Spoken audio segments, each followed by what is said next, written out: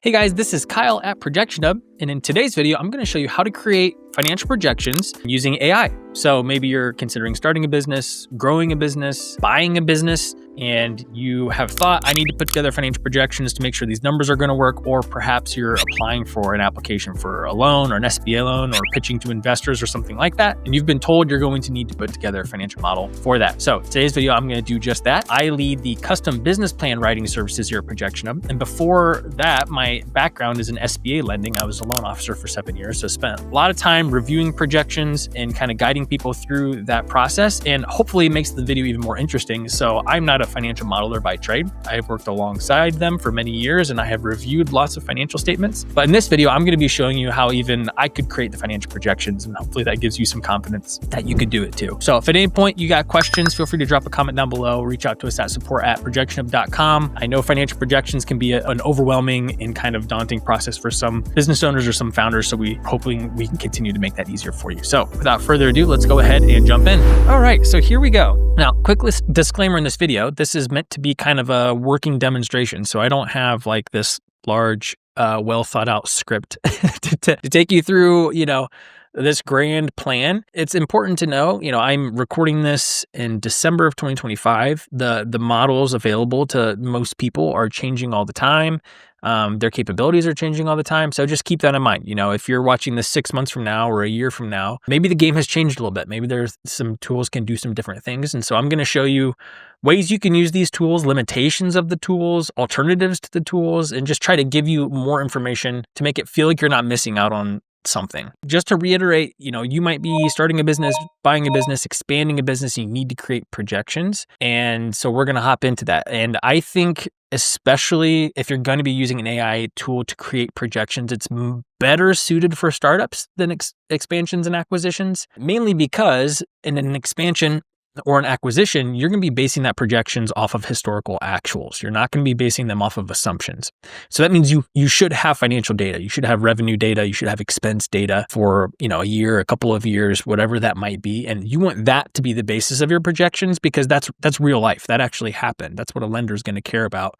So you don't want to throw that out the window and start over with assumptions. So that means you need to provide comprehensive data to these tools in order for it to use something to create the projections. And I don't have super strong confidence in the tool's ability to do that. A big part of the success of these tools is how you prompt them and how you provide them information. And the more you need to prompt and the more you need to provide, the clunkier things get. So I'm not saying you can't do it. If you have a very organized, downloadable financial statements, and it's, if you can get a few years of income statements and balance sheet and cash flow statement, download it into a PDF and uploaded it, and you're comfortable sharing that information with the tools, you might be in business there, but that's just a quick disclaimer. Okay, so in all these cases, the starting point, and I'm going to show you both in Gemini and in ChatGPT. Those are probably the two most popular right now. They're kind of the most dominant in market share, and I think they have some pros and cons versus each. When it comes to projections, I think Gemini is a stronger tool, mainly because it has the ability to spit out things directly into Google Sheets, which makes it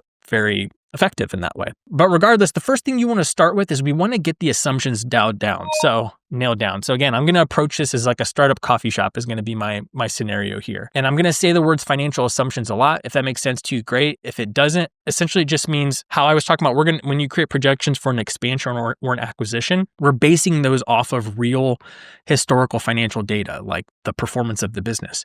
If it's a startup, there is no performance in the business. So we have to come up with assumptions. We assume these things to be true, and then that's going to make up the calculations for the business. So assuming things like, how much is your rent going to cost? How much is it going to cost for you to build out the space? How much is it going to cost to buy the building?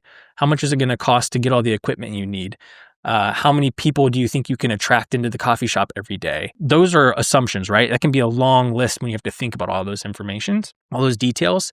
And AI tools are really, really good at helping you sort out the assumptions. Because if you just sat down at a computer, it's going to be very hard for you to think of all of the financial data points you need to consider that would go into projections. And so simply here, my prompt, I want to open up a coffee shop and need your help figuring out all of the relevant financial assumptions so I can create sound financial projections. Please create a list of all the necessary ones, blah, blah, blah, blah. And I said, along with an average or benchmark for the industry, because you may not know, all of those. And so it's helpful to know what is a good range, because that will help us create a more realistic basis for our projections.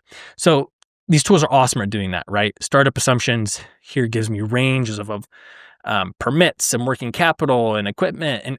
And keep in mind, I didn't give this anything. I didn't say this is my budget.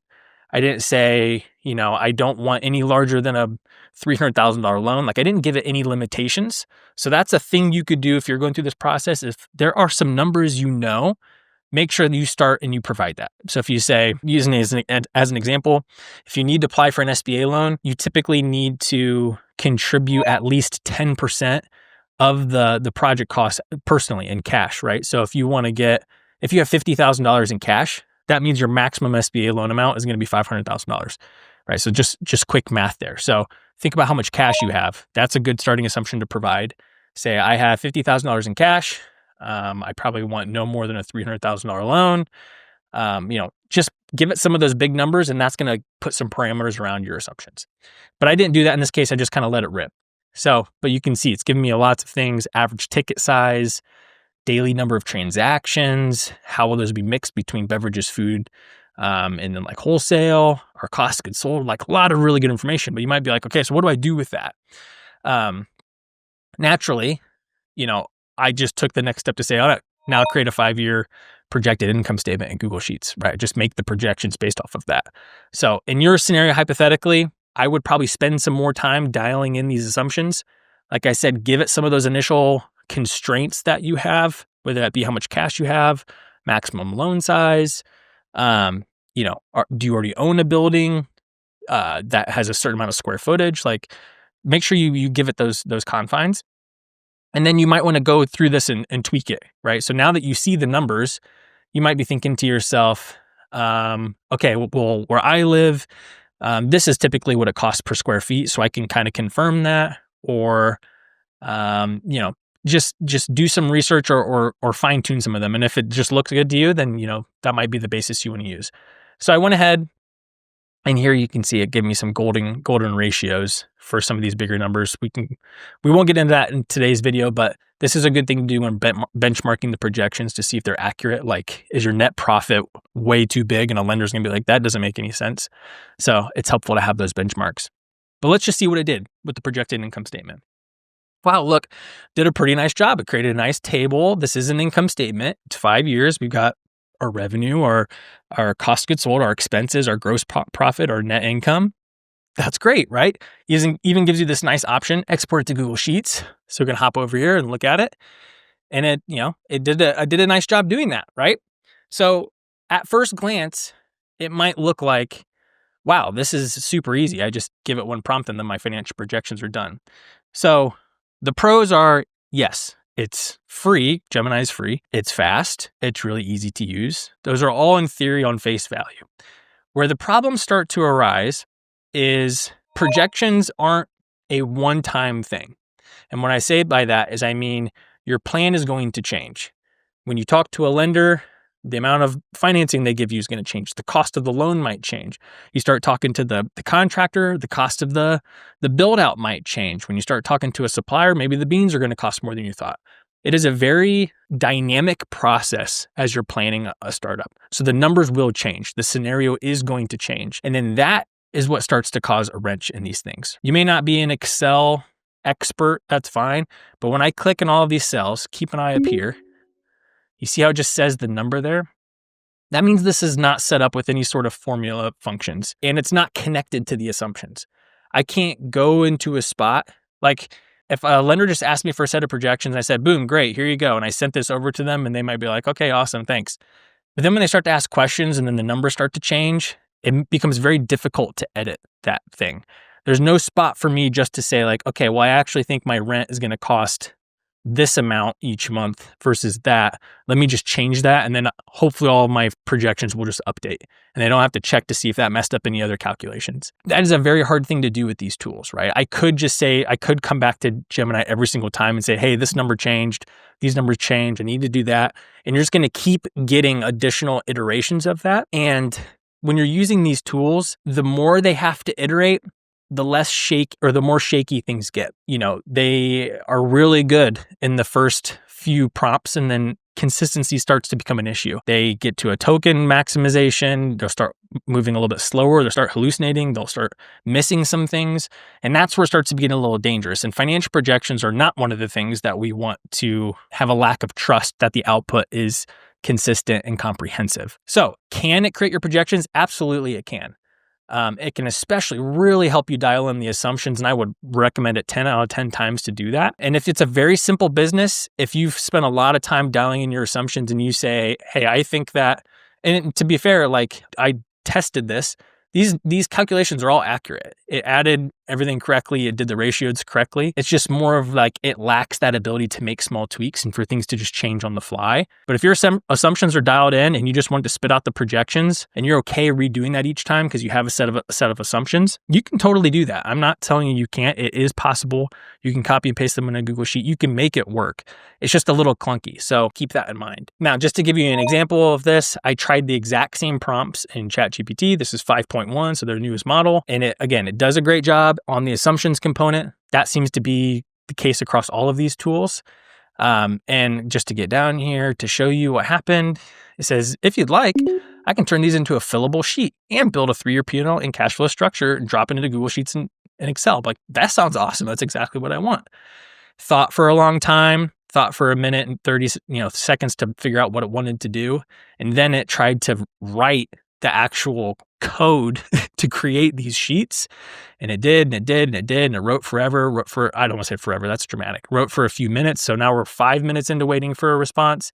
And then it said, here's where you can download. And try to download, and let's see how it did when I opened the file. So I've got an assumptions sheet here, which I'm not going to analyze the whole thing, but sure, at face value looks good. And then give me a 3-year P&L. And it says I have $1,878 or $72 in revenue in the first year.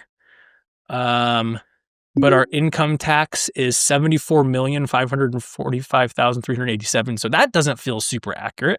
Jump over to cash flow, and our net income is negative 74 million. So as you can see, it didn't one-shot that. Okay, so that's part of the difficult part with these tools is if you're expecting a solution where it says like, I just do a prompt and it one-shots everything and it's perfect, that just does not exist yet. Okay, so hopefully I'm not bursting your bubble on that. That's not really feasible yet. Now, an alternative way to do this, and the way I would recommend doing this, is again, start with one of these tools to dial in your assumptions. So create a little notes document, get the things down that you know or you have researched. The maximum rent you're willing to pay, how much cash do you have in the bank, maximum loan amount that you can probably afford, how many employees do you think you're going to need, like this piece of equipment you need to buy that is this amount. Like, just get the things down on paper, go through the process of having it round out the rest of the assumptions, try to dial in on the high or low of the range it gives you in these benchmarks, get that dialed in. I would then take that information and I would use a financial projection template. So financial projection templates, there are a lot of them out there.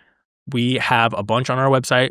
Now, this whole video wasn't meant to be a sales pitch. We are ProjectionHub. What we do for people is financial projections and provide them tools to create their own financial projections. So like, that shouldn't shock you if you're watching this video, but we often have people ask us or even send to us AI created financial statements, and they're just not quite there yet. These tools will likely be able to do this soon, and that's great. But as of it is today, this is how I would approach doing it. A lot of people get overwhelmed by creating financial projections because they just don't know all the numbers they need to know. And this is a very good way to overcome that part, right? So we have about all the information we're going to need to know. We just need to get it into a reliable format that lenders and investors require. So let me bring open here. This is a coffee shop financial projection template.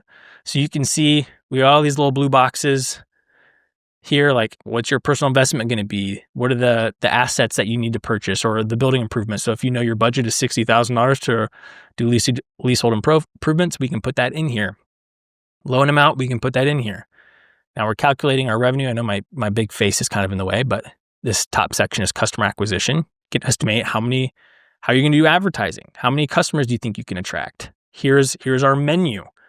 You can put in your menu options.